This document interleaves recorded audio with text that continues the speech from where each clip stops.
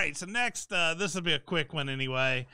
We've talked about Ubisoft's Canadian office. It has had tons of trouble in the past. Apparently now it's raising wages to retain employees because they've been excellent. Of course, that's not really boycotting. It's not really working either.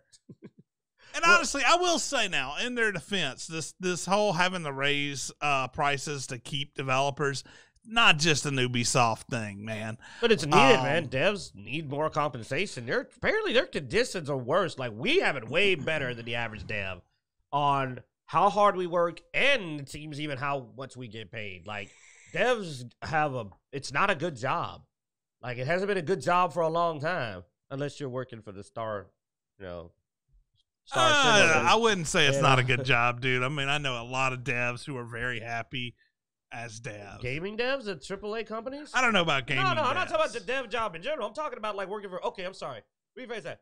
Working for Ubisoft and Blizzard and EA. I don't know. Is a bad job. I don't know any gaming devs personally. I do know some gaming or some people who had been QA for, quality assurance for gaming. They exist.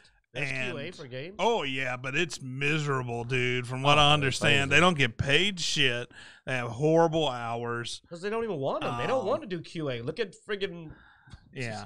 They get pulled into the same, death march as the developers when something has to be done. This is coming from a QA guy, so he's just he's definitely hurt. Oh, yeah. But you know who this is good news for?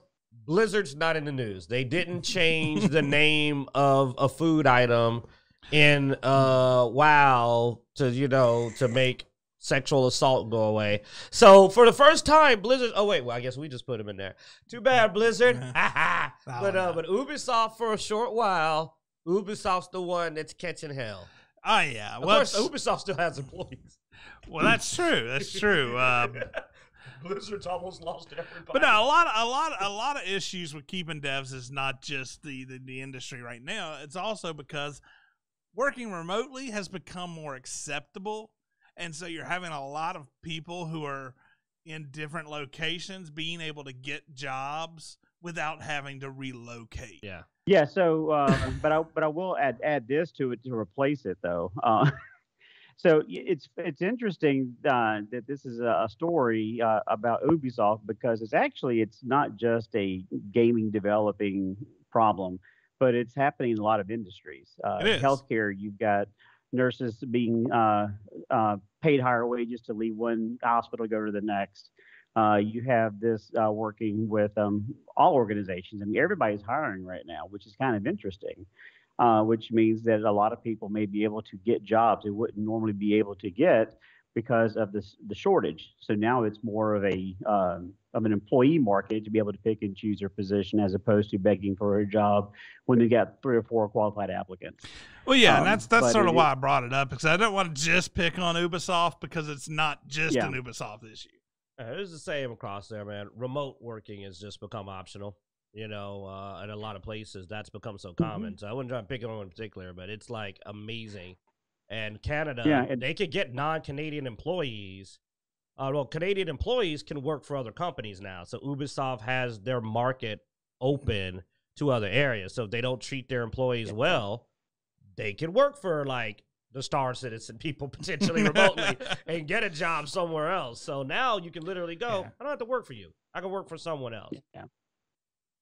But yeah, it is something that I think that a lot of people that have maybe been held back for, whether it be there's a good old boy club situation going on, or they just haven't been able to get their footing for whatever reason, have better opportunities. And hopefully that in situations like this, some of these companies can actually get some really good young talent that may be able to come in at a starting job, but be able to work their way up into a quality position to make games that we actually want to play, because they're in short supply right now. From Ubisoft?